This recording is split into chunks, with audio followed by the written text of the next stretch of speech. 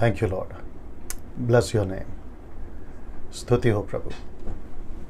Okay दोस्तों, जय मसीह। आप सभी का प्रभु यीशु मसीह के नाम से फिर एक और बार आज एक अद्भुत टॉपिक के ऊपर बात करने के लिए आप सभी का मैं स्वागत करता हूं। दोस्तों 8 बज चुके हैं, जैसे मैं लगातार 8 बजे जो है आप सभी के बीच में परमेश्वर के वचन को, किसी वचन के खुलासे या किसी टॉपिक के ऊपर लगातार आपसे कई महीनों से बात करते आ रहा हूं। चलिए दोस्तों, आज का जो विषय है आपके बीच में रखने से पहले फिर से आपको यहाँ पर जो हमेशा दिखाता हूँ वो बात को रखते हुए आगे बढ़ना चाहूँगा ना। कुछ चीज़ें पहले कर लेते, वह यह है, आवाज़ ठीक से पहुँच रही है? नीचे टाइप करके बताएं। विजुअल अभी तक क्लियर है? नीचे टाइप करके बताएं। और साथ ही साथ आप कहाँ से देख रहे हैं, किस कंट्री से देख रहे हैं, भारत के किस राज्य से देख रहे हैं? मसीह मंथन के हैं तो नीचे टाइप करें। मेरी कलीसिया से GMT तो वो नीचे टाइप करें। और ऐसा इसलिए ताकि मुझे एहसास हो कि आप लोग जो हैं वो देख रहे हैं और मेरी नज़र में आप लोग रहते हो ना। दोस्तों मैं चाहता हूं कि आज का जो विषय है आपके बीच में रखने से पहले जल्दी से आपको मैं ये समझा देता हूं। मसीह मंथन बैठक, जिसको शॉर्ट में कहते हैं MMB वर्ल्ड ग्रुप, जिसका मतलब है मसीह मंथन वर्ल्ड ग्रुप ना। दोस्तों मैं चाहता हूं कि ये एक ऐप जिसको आपको डाउनलोड करना है, जिसको कहते हैं टेलीग्राम ऐप, और उसके बाद आप जो हैं इस नंबर पर आप कॉल करेंगे सुबह 10 से रात को 9 बजे तक। और दूसरा नंबर है ये, तो इसका मतलब है कि टोटल 6 नंबर है। जी दोस्तों, टोटल 6 नंबर है और उसमें आप अपने आप को ऐड कराओगे। और इसका मकसद है मसीह मंथन का कि परमेश्वर की देह, द बॉडी ऑफ क्राइस्ट को, इफिसियों की किताब उसका 5वां अध्याय वचन 26 के अनुसार कलीसिया को वचन के द्वारा शुद्ध करना। द बॉडी ऑफ क्राइस्ट को, मसीह की देह को, जिसको कलीसिया कहते हैं, उसको वचन के द्वारा शुद्ध करना। और वो सभी गलत शिक्षाएं, वो सभी रॉन्ग डॉक्ट्रिन या टीचिंग से प्रोटेक्ट करना। और जिसके लिए परमेश्वर ने इफिशियंस चैप्टर 4 वर्स 11, 12, 13 जो 5 प्रकार की सेविकाएं दी है, अपोस्टल्स है, प्रॉफिट है, एवेंजलिस्ट है, पास्टर्स है, टीचर्स है, और इनको रखा है ताकि कलीसिया की प्रोटेक्शन हो सके, मसीह की देह की प्रोटेक्शन हो सके। और जिसके चलते दोस्तों मैं समझता हूं कि ये जो है, आप जब इसमें जुड़ जाओगे तो बहुत सारी जानकारियां आपको इसमें मिलती रहेगी ना। अभी जो करंट क्या कहते हैं मेंबर्स हैं इसके, वो है 1500 से भी ज़्यादा अभी। जी दोस्तों, और वो कहाँ से हैं? भारत के 29 राज्य, पड़ोसी मुल्क, और साथ ही साथ कम से कम 15 से 20, अगर मैं गलत नहीं हूँ, वहाँ से लोग जुड़े हुए हैं। जी दोस्तों, आप सभी को पर्सनली मैं डैनियल राज वेलकम करता हूं। आप लोग सब इस ग्रुप को ज्वाइन करें जिसका नाम है MMB वर्ल्ड ग्रुप, मसीह मंथन बैठक वर्ल्ड ग्रुप। मैं चाहता हूं कि इसको आप ज्वाइन करें, जुड़ें, और बहुत सारी शिक्षाएं इसके द्वारा या फिर इस ग्रुप में हम देते चले जाएंगे। और जैसे जैसे ये आगे बढ़ेगा, जैसे जैसे दिन बढ़ेंगे, आप लोग बहुत सारी चीज़ों को सुन पाओगे ना। दोस्तों मैं चाहता हूं कि आपको साथ ही साथ ये जो नंबर्स हैं इसकी स्क्रीनशॉट ले लीजिएगा। जी मैं हट गया हूँ, स्क्रीनशॉट ले लीजिए ताकि आपको कॉल करने में आसानी होगा। और याद रखिए सुबह 10 से रात को 9 बजे तक ही आपको कॉल करना है। दूसरा नंबर है ये, इसकी भी स्क्रीनशॉट ले लीजिएगा आप लोग ना। अगर ये फ़ोन नहीं उठाते हैं तो आपको करना क्या है कि आपको एक मैसेज ड्रॉप करना है, फिर उसके बाद ये आपको कॉल बैक करेंगे। और वापस अगर इनका कॉल बैक नहीं भी आता है, वापस कॉल करिए आप लोग। उससे क्या होगा कि आप जो हैं अपने आप को जोड़ पाओगे। और ये लोग जो हैं काफ़ी व्यस्त रहते हैं, हो सकता है कि 1-2 बार आपका कॉल ना उठाएं, या कई बार ऐसा भी हुआ है लोगों ने मुझे कॉल किया है। कोई दिक्कत नहीं है, कीप ट्राइंग। ओके ना दोस्तों, अब यहाँ से एक ऐसा विषय है जिसको आप लोग पहले से जानते हैं, और वह है, यह लिखा है यूसुफ की 10 कहानियां। यूसुफ की 10 कहानियां, 10 स्टोरीज ऑफ जोसेफ, इंग्लिश में ऐसे आ सकता है, जो कि मैंने नहीं डाला, आप लोग फेसबुक पे देख सकते हैं। यूसुफ की 10 कहानियां। साथ ही साथ मुझे अभी याद आया है, यूट्यूब के ऊपर कम से कम 1 लाख से भी ज़्यादा जो सब्सक्राइबर्स हैं, कुछ महीनों के लिए, मैं समझता 1-2 महीना लगेगा, मैंने कमेंट्स बॉक्स को, जो कमेंट्स का ऑप्शन है, उसको बंद रखा है। उसकी वजह यह है कि बहुत सारे लोग अलग तरीके से कमेंट्स कर रहे हैं, और जिसको लेकर मैं नहीं चाहता हूं कि किसी प्रकार का जो दूसरे लोग, जो अच्छे लोग हैं, वो लोगों को किसी प्रकार की कोई दिक्कत हो, तो जिसके चलते बंद रखा है। तो ये आपको याद दिला दिया। सो यूट्यूब, फेसबुक, आप लोग जितने जुड़ रहे हैं अभी, आप सभी का डैनियल राज व्यक्तिगत तौर पे स्वागत करता है आज के इस अद्भुत टॉपिक को सीखने के लिए। ना मैं यहां से शुरू हो रहा हूं, और मुझे लगता है कि अभी जो आंकड़ा है वह है जी 500 के लोग, 500 के आसपास लोग जुड़ चुके हैं। आप सभी लोगों से सिर्फ एक ही रिक्वेस्ट है जी, वह है इस प्रचार के वीडियो को, इस लिंक को, या जो मैं भी कर रहा हूं, इसको खूब शेयर करिए। और मैं चाहता हूं कि लोगों तक जाए सही शिक्षा, खरी शिक्षा, परमेश्वर की वचन की शिक्षा लोगों तक जाए, और बहुत सारी बातों से जो लोग हैं प्रभु के राज्य में सीख सके, आगे बढ़ सके ना। मैं जानता हूं कि कल का वीडियो, यानी कि यस्टरडे जो मैंने प्रचार करा था, उसके द्वारा भी आपने बहुत आशीष पाई होगी। मैं इस बात को जानता हूं, और मुझे यकीन है कि परमेश्वर ने पौलुस के जीवन से जो घटना घटी थी प्रेरितों की किताब 14वें अध्याय में, उसके द्वारा मुझे काफी लोगों ने मैसेजेस करे हैं, कमेंट्स करे हैं, कॉल्स करे हैं, और अद्भुत तरीके से लोग उसको शेयर कर रहे हैं। और मैं समझता फेसबुक और यूट्यूब पे काफी लोग हजारों की तादाद में उसको देख चुके हैं और आशीषित हो चुके हैं ना। मैं एक और चीज ऐड कर देता हूं जो मुझे करना था, मैंने नहीं डाला, वह यह है कि यूट्यूब चैनल मेरा आप लोग दूसरों को रिकमेंड करें कि वे देखें, और उससे क्या होगा कि जो शिक्षाएं हैं, जैसे आप आशीषित हो रहे हैं वैसे दूसरे भी आशीषित हों, उसके चलते जो है ये बात मैं कर रहा हूं। चलिए दोस्तों, अब यहां से मैं शुरू कर रहा हूं यूसुफ की 10 कहानियां। तो सबसे पहला है ये, जिसको कहते हैं यूसुफ की पहली कहानी, जहां से शुरू होती है, और वह क्या है आपके बीच में रखने जा रहा हूं। इस वचन के अनुसार उत्पत्ति की किताब, उसका 47वां अध्याय, वचन 2 और 3, 47वां, okay, Genesis chapter 37 verse 2 and 7, 2 and 3, 2 से 3 तक ये वचन जी। अब आपके बीच में वचन रखूंगा, फिर उसके ऊपर बात करूंगा, और फिर उससे आप क्या सीखे मैं वो भी बताऊंगा। तो सबसे पहले ये वचन जी दोस्तों, यहां लिखा है, और याकूब के वंश का वृत्तांत यह है कि यूसुफ 17 वर्ष का होकर भाइयों के संग भेड़ बकरियों को चराता था, और वह लड़का अपने पिता की पत्नी बिल्हा और जिल्पा के पुत्रों के संग रहता था। ये वो 2 पत्नियां हैं जो राहेल और लिया।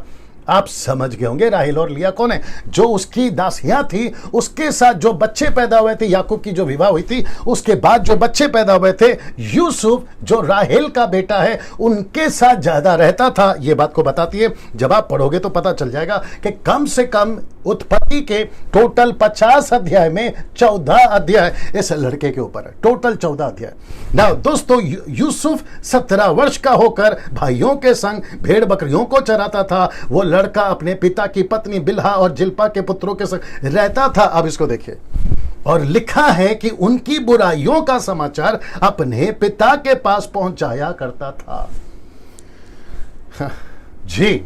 अब इस लड़के से, जिसका नाम है यूसुफ, जिसकी उम्र मात्र 17 साल है, ये 17 साल का लड़का ये टोटल पूरी तरह से ये समझ चुका था कि सही क्या है, गलत क्या है, कहां साथ देना है और कहां साथ नहीं देना है, किस चीज पे हाँ कहनी है और किस चीज पे ना कहनी है। ये लड़का जान गया था, 17 साल का लड़का। और लिखा है कि अपने भाइयों की बुराई जो है, जब ये सुनता था, देखता था, महसूस करता था, तो उसकी बुराई का समाचार वो अपने पिता के पास पहुंचाया करता था कि देखिए पिताजी यहां गलत हो रहा है, देखिए पिताजी ये ठीक नहीं लग रहा है, देखिए पिताजी ये ठीक नहीं लग रहा है। और एक चीज करता हूं जो कि मैं बहुत कुछ कर सकता था, लेकिन 1 घंटे के इसमें 10 पॉइंट समझाना है ना। ये लड़का जिसका नाम है यूसुफ, 17 साल का लड़का, जब अपने भाइयों के साथ में उठता बैठता आता जाता होगा, तो इसके भाई इसको कहते होंगे कि यूसुफ यार, जो गलती हम कर रहे हैं, जो पाप हम कर रहे हैं, जिस बुराई में हम हैं, तो हमारा साथ क्यों नहीं देता, हम एक ही पिता के बच्चे हैं।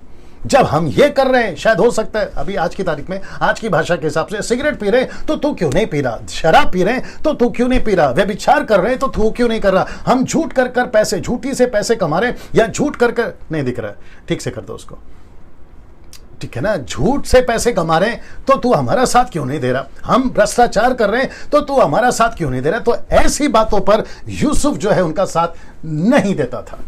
और जिसका समाचार लाकर वो अपने पिता को देता था। अब यहां से यूसुफ का कैरेक्टर, यूसुफ का चरित्र, यूसुफ का जीवन, यूसुफ का स्वभाव, यूसुफ का जीवन किस तरीके से परमेश्वर के साथ कनेक्टेड था, यह परमेश्वर को कितनी बखूबी समझता था और यूसुफ को पता था क्या सही है और क्या गलत है। Can you believe that? Yusuf 17 साल का लड़का ये सभी बातों को जानता था कि परमेश्वर कुछ चीजों को पसंद नहीं करता है, तो ये अपने भाइयों का साथ नहीं देता था ना। दोस्तों, अब आपके बीच में मैं रखने जा रहा हूं ये वचन, जो वचन 3 कहता है। लिखे, देखिए क्या लिखा है। और इस्राएल यानी कि याकूब उसका पिता अपने सब पुत्रों से बढ़ के यूसुफ से प्रीति रखता था। अब वो प्रीति क्यों रखता था, उसके कई वजह हो सकते हैं। अगर मैं उसमें घुसूंगा ABCD बहुत टाइम जाएगा, बट मुझे ऐसा लगता है कि यूसुफ को, क्षमा करे, याकूब को, जो यूसुफ का पिता है, उसको यूसुफ इसलिए भी अच्छा लगता होगा क्योंकि यूसुफ जो है वो जेन्युइन था, वो खरा था, वो ईमानदार था। और याकूब को लगा कि ये जो मेरे सभी 12 बच्चे हैं उसमें यूसुफ जो है एक ऐसा है जो हमेशा भक्ति की बात करता है, हमेशा वचन की बात करता है, हमेशा प्रार्थना की बात करता है। एक ऐसा लड़का है जो कभी भी सिगरेट नहीं पीता, शराब नहीं पीता, गलत काम नहीं करता। उसके चलते यूसुफ से ज्यादा प्रीति रखता था कौन? उसका पिता याकूब, क्योंकि वह उसके बुढ़ापे का पुत्र था और उसने उसके लिए रंग बिरंगा अंगरखा बनवाया था। वाह! तो इसका मतलब है दोस्तों कि यूसुफ जो जिसका पिता का नाम है याकूब, अपने टोटल 12 बच्चों में यूसुफ का कपड़ा अलग होता था।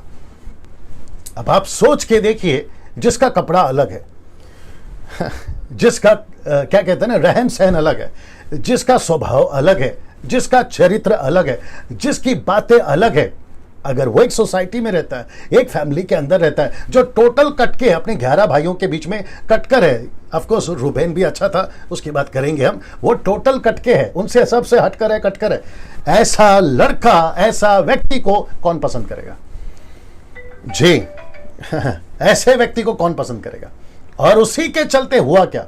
उसी के चलते यह हुआ कि यूसुफ जो है एक तो शिकायत करता है गलत चीजों की, साथ नहीं देता गलत चीजों की, और उसके चलते हो ये रहा है कि उसका कपड़ा भी अलग है और पिता का फेवर, पिता का प्रोटेक्शन उसके ऊपर ज्यादा है। और उसी के चलते अब इस कहानी से क्या सीखा या क्या सीख सकते हैं? वह यह है कि भाइयों की बुराई में साथ नहीं दिया। किसने? यूसुफ ने, इस लड़के ने अपने भाइयों की बुराई में उसने साथ नहीं दिया। उसने कहा कि मैं नहीं दे सकता साथ। ना, इससे हम क्या सीख सकते हैं? इससे हम ये सीख सकते हैं, आप कहां हैं ऑफिस में, आप कहां हैं कलीसिया में, आप कहां हैं अपने घर में, आप कहां हैं अपने सोसाइटी में, आप कहां हैं अपने बिजनेस पार्टनर के साथ में। आपको क्या करना है? उनकी बुराइयों में उनका साथ नहीं देना। यह है पहला स्टेप, यह है पहला कदम। और यहीं से परमेश्वर ने यूसुफ को देखना शुरू कर दिया। परमेश्वर की नजर उसके ऊपर लग गई। परमेश्वर ने बोला, वाह, ये लड़का काम का है। अब उसके ऊपर जब परमेश्वर की नजर पड़ी तो परमेश्वर ने कहा कि जो बुराई के साथ में नहीं है वो मेरे साथ है, जो पाप के साथ में नहीं है, परमेश्वर कहता वो मेरे साथ में। यही चीजें हम सीखते हैं बाइबल के अंदर। सो यूसुफ ने कभी भी बुराई का साथ नहीं दिया। खुद का भाई हुआ तो क्या हुआ, उसके खुद के पिता के बच्चे, जिसको कहते हैं ना ब्लड लाइन, हुआ तो क्या हुआ। कभी कभी कुछ लोग कहते हैं मैं तो घर का आदमी हूं, चलता है। अरे अपना भाई है, चलता है। अरे अपना पास्टर है, चलता है। अरे अपना चर्च है, चलता है। अरे अपना एवेंजलिस्ट है, चलता है। नो, उसने कहा मैं बुराई का साथ नहीं दे सकता। अब आप सोच के देखिए, जब आप मुझे सुन रहे, क्या सीख रहे हैं हम इससे? ये पहला कहानी, ये पहला लेसन से हम क्या सीख सकते हैं? हम ये सीख सकते हैं कि कुछ भी हो जाए, मैं कहीं पे भी रहूं, मेरे साथ जैसे भी लोग जुड़े, लेकिन मैं उनकी बुराई में साथ नहीं दे सकता। नंबर 1। नंबर 2, ये रहा यूसुफ की दूसरी कहानी, या यूसुफ की दूसरी कहानी, मतलब उसके जीवन के 10 कहानी को मैं आपके बीच में रख रहा हूं। ये हो गया एक जो अभी बताया, ये रहा दूसरा। तो यूसुफ की दूसरी कहानी, उत्पत्ति की किताब, उसका 37 का 4, जेनेसिस 37:4। आइए देखते क्या लिखा है जी दोस्तों। लिखा है, सो जब उसके भाइयों ने देखा कि हमारा पिता हम सब भाइयों से अधिक उससे प्रीति रखता है, तब वे उससे बैर करने लगे और उसके साथ ठीक तौर से बात भी नहीं करते थे। तो यहां पर यूसुफ ने एक ऐसा निर्णय लिया जहां उसको एहसास हुआ, अगर मैं उनका साथ नहीं देता हूं तो वे मेरे दुश्मन हो जाएंगे। यूसुफ ने दुश्मनी पसंद करी, बजाय बुराई के अंदर सच्चा बनकर। बुराई कर रहा हूं लेकिन दोस्त बने रहो, बुराई कर रहा हूं लेकिन साथ में रहो, बुराई करूंगा साथ दूंगा लेकिन मेरे से दुश्मनी मत करो। ऐसा यूसुफ ने नहीं किया। और उसका परिणाम क्या हुआ कि एक साथ उसके जो भाई हैं, खास करके 10 उसके जो भाई हैं, वो उसके साथ बात नहीं कर रहे, उसके साथ में दुश्मनी शुरू हो गई। और अक्सर ऐसा ही होता है दोस्तों। इस कहानी से हम क्या सीख रहे हैं कि सच्चा रहने की कीमत चुकाई किसने? इस लड़के ने। रिपीट करता हूं कि सच्चा रहने की कीमत चुकाई। और इसको पता चल गया था अगर मैं यहां पर इनका साथ नहीं देता दुश्मनी शुरू। और अक्सर ऐसा ही होता है दोस्तों। लेकिन याद रखो, अगर दुश्मन तैयार हो रहे हैं, आप सही हो, अगर दुश्मन तैयार हो रहे हैं तो चिंता नहीं करना, क्योंकि हम अगर परमेश्वर के साथ में सही हैं, बाकी अगर कोई हमारे साथ में सही हो या ना हो उससे कोई फर्क नहीं पड़ता, अनटिल अनलेस हम परमेश्वर के साथ सही हैं। अगर हम परमेश्वर के साथ सही हैं, बाकी सबको परमेश्वर हमारे साथ सही कर देगा। ये बात को अच्छे से गांठ बांध के चलिए। हमको किसी को प्रूफ नहीं करना है कि हम कितने सही हैं, हमको सिर्फ एक ही को प्रूफ करना है और वह है परमेश्वर। वह है परमेश्वर। हमको सिर्फ उसको प्रूफ करना है। आपको कैसा लग रहा है नीचे कमेंट्स करके बताइए। ये वाली लाइन मैं रिपीट करता हूं, किसी को प्रूफ नहीं करना कि मैं कहां तक सही हूं कहां तक गलत हूं। हमको सिर्फ एक ही को प्रूफ करना है और वो है परमेश्वर। और जब उसको हम प्रूफ करते हैं मैं सही हूं, बाकी सब लोग आपके दुश्मन हो सकते हैं, आपके सब लोग दुश्मन हो सकते हैं, कोई बात नहीं। लेकिन परमेश्वर को पता है कि सही टाइम पर आपको कैसे उसको सबके बीच में आपको उठाकर खड़ा करना है। और वही हम लास्ट में देखेंगे। सो यूसुफ की सच्चाई की कीमत यूसुफ को चुकानी पड़ी। इससे हमने ये सीखा। दूसरा लेसन है, दूसरा लेसन है। नाउ अब आता है तीसरा। मैं वक्त का ख्याल रखूंगा लेकिन आपको खूब मजा आएगा। मेरे साथ में बने रहे और वो दिखाते रहो। जी मेरे साथ में बने रहें सभी लोग। और आप लोग कहां से हैं वो भी आप लोग जो हैं बताते रहें। मेरे को ये सब नहीं चाहिए। जी यूसुफ की तीसरी कहानी, आइए देखते क्या है। यूसुफ की तीसरी कहानी जेनेसिस 37 और वर्स 5। उत्पत्ति का इसको क्या कहते हैं हिंदी में? 47 क्या 37? ओके 37 का 5। उत्पत्ति 37 का 5। जेनेसिस उत्पत्ति जेनेसिस 37 5। नाउ दोस्तों ये रहा तीसरी कहानी। नाउ यूसुफ ने एक स्वप्न देखा और अपने भाइयों से उसका वर्णन किया। तब वे उससे और भी द्वेष करने लगे। अभी आपको पता है मुसीबत क्या हो रही है? बड़े ध्यान से सुनिए। सबसे पहले यूसुफ सच्चा रहा, उसने सच्चाई का साथ दिया, भाइयों के साथ बुराई नहीं की। दूसरा, उसकी कीमत चुकानी पड़ी क्योंकि उसके भाई उसके अगेंस्ट में हो गए। किसके? सच्चाई के चलने के चलते। अब आप सोचिए, जब सच्चाई देखी परमेश्वर ने और जब सच्चा निकला परमेश्वर की नजर में, तो परमेश्वर ने कहा कि ओ ये लड़का अच्छा है, ये बुराई का साथ नहीं देता, ये किसी भी तरीके से कीमत चुकाने को तैयार। Let me put it again.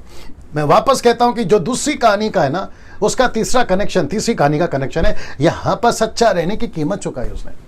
तब परमेश्वर ने कहा क्योंकि ये सच्चा है, तब परमेश्वर ने उसको एक ऐसा स्वप्न दिखाया जो भविष्य में घटने वाला था। तो किसको दिखाया दर्शन? किसको दिखाया स्वप्न? एक ऐसे लड़के को जो कीमत चुकाने को तैयार है सच्चाई के लिए। Wow, see that? Let me repeat again. परमेश्वर उस लड़के को चुन रहा है भविष्य का सपना दिखाने के लिए। इसको चुना उसने क्यों? क्योंकि ये लड़का तैयार हो गया था सच्चाई के प्रति कीमत चुकाने को। अगर आप लोग इशारा समझ जाओगे तो समझ जाओगे। मैंने भी कल वही किया।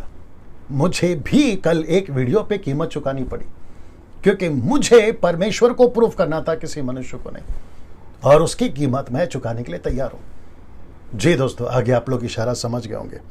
और इस लड़के को जब देखा परमेश्वर ने, ये लड़का तैयार है किसी तरीके से कीमत चुकाने के लिए। जब परमेश्वर ने बोला ओके, अब मैं इसको एक ऐसा दर्शन, एक ऐसा स्वप्न, एक ऐसा भविष्य की बातें बताऊंगा और उसके चलते ये लड़का मेरे लिए काम आएगा, तब परमेश्वर ने उसको एक स्वप्न दिखाया। आप सभी जानते कि स्वप्न क्या है? स्वप्न यह है कि कम से कम ऐसे 11 क्या कहते हैं, गेहूं की पुलिया या गट्ठे यूसुफ के गट्ठे को दंडवत कर रहे हैं, प्रणाम कर रहे हैं, और ऊपर सूरज, चांद और 11 तारे यूसुफ को प्रणाम कर रहे हैं। ये दूरदर्शन देखा उसने, यह सपना देखा, और उसी का जब वर्णन किया तो आपको पता है क्या हुआ? उसका परिणाम यह हुआ कि एक तो पहले से बैरी थे या दुश्मन थे, यूसुफ को पसंद नहीं करते थे, और उसी के चलते जब यह दर्शन उनको सुनाया गया तो दुश्मनी और भी बढ़ गई। और अब इसको देखिए, इस कहानी से क्या सीख सकते हैं? परमेश्वर की योजना को नहीं समझे। कौन नहीं समझे? उसके 11 भाई। मैं रूबेन को ज्यादा नहीं इन्वॉल्व करूंगा क्योंकि वो अच्छा था लड़का, है ना जी। जी, परमेश्वर की योजना को नहीं समझे। कौन सा योजना? जो परमेश्वर ने इसमें बताया। दुश्मनी किसकी है?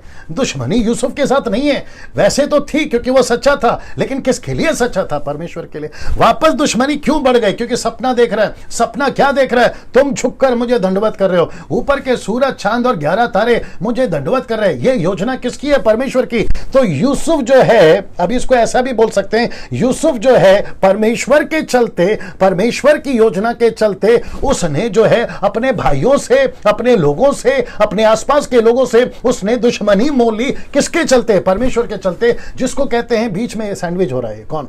जोसेफ, यूसुफ बीच में सैंडविच हो रहा है। एक तरफ परमेश्वर की योजना पूरा करना है, दूसरी तरफ परमेश्वर की योजना पूरी कर रहा हूं तो मेरे भाई मेरे विरोध हो रहे हैं, मेरे दुश्मन हो रहे हैं। लेकिन इसने फिर भी चुनाव किया कि कुछ भी हो जाए मैं परमेश्वर की योजना में चलूंगा, और जिसके चलते उसके भाई नहीं समझे कि यह लड़का, बड़े ध्यान से सुनना, यह लड़का किसी प्रकार के हमारे से व्यक्तिगत दुश्मनी नहीं कर रहा है, ये किसी प्रकार का पर्सनल अटैक नहीं कर रहा है। ये दरअसल में ये लड़का एक योजना में चल रहा है। किसकी? परमेश्वर की।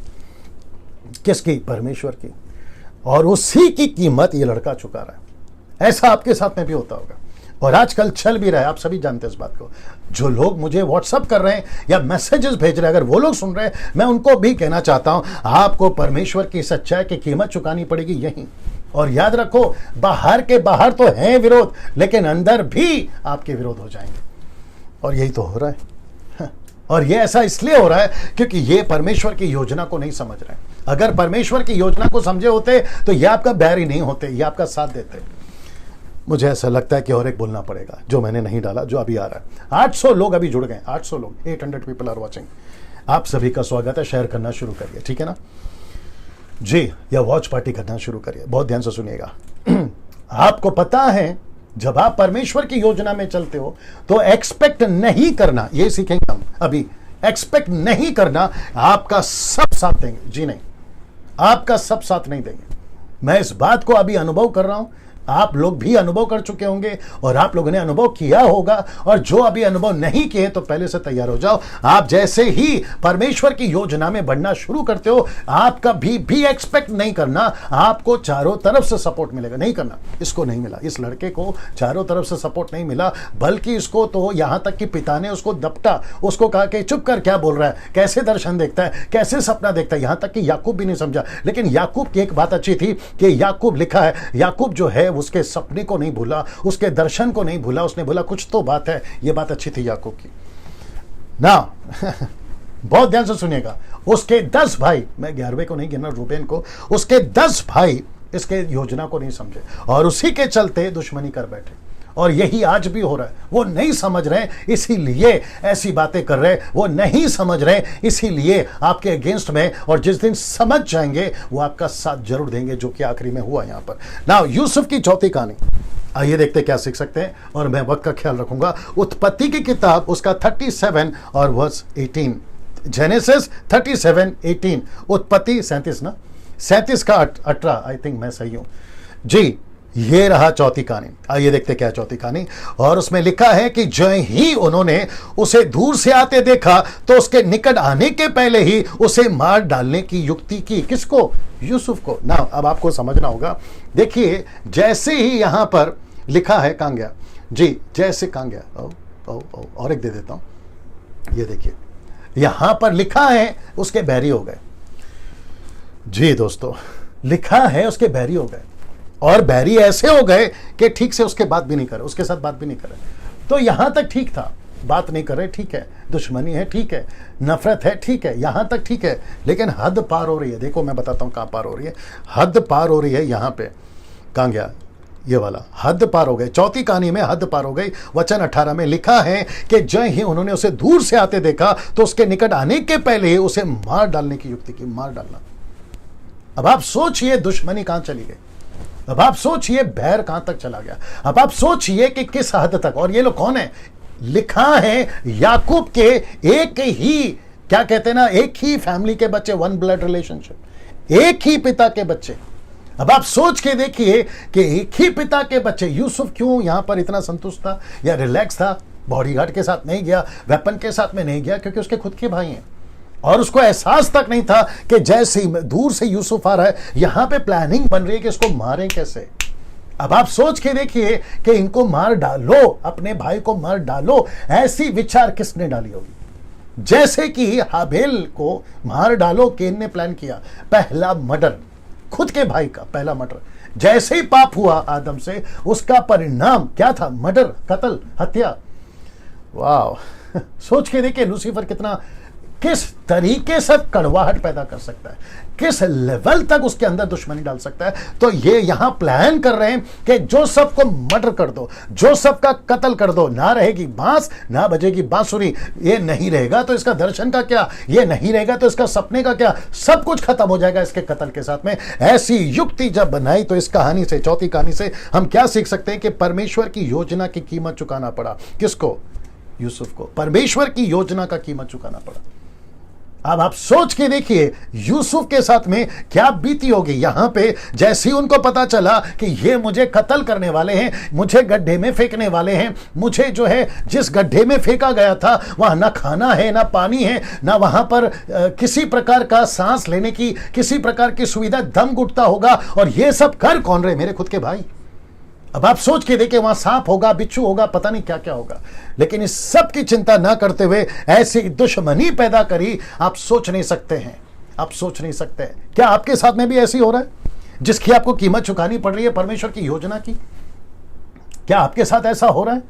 और आप सोच रहे कि पास्टर डैनियल मैं गलत कहां हूं? मैं भी आजकल पूछ रहा हूं कि मैं गलत कहां हूं।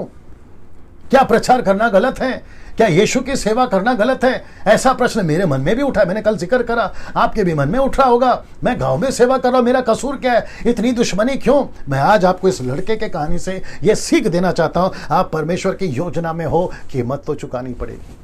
आप परमेश्वर की योजना में हो सर, आप परमेश्वर की योजना में हो। आपको पता है गत्समनी के बाग में यीशु ने क्या प्रार्थना करी? उसने कहा कि अगर हो सके तो ये कटोरा हटा ले या टाल दे, क्योंकि ये सहन के बाहर है। लेकिन आपको पता है उसने क्या कहा यीशु ने आखिर में? उसने कहा कि हे पिता, लेकिन तेरी मर्जी पूरा हो। जितने पास्टर्स, जितने सेवक, जितने मिशनरी पुरुष या स्त्री, जितने सेवक पास्टर्स पुरुष या स्त्री, मैं उन सभी को कहना चाहता हूं अपने अंदर एक हिम्मत रखो। मैं उसकी योजना में हूं, कीमत तो चुकानी पड़ेगी।